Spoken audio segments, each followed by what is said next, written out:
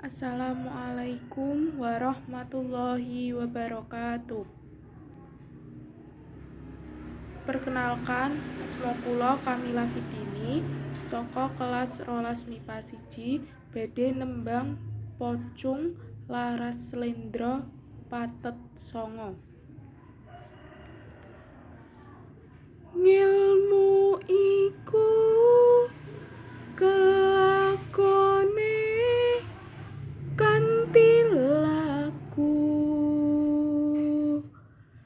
lekasing klawan kas tegese kas nyantosani setya budya pangekese dur angkara. Matur nuwun. Wassalamualaikum warahmatullahi wabarakatuh.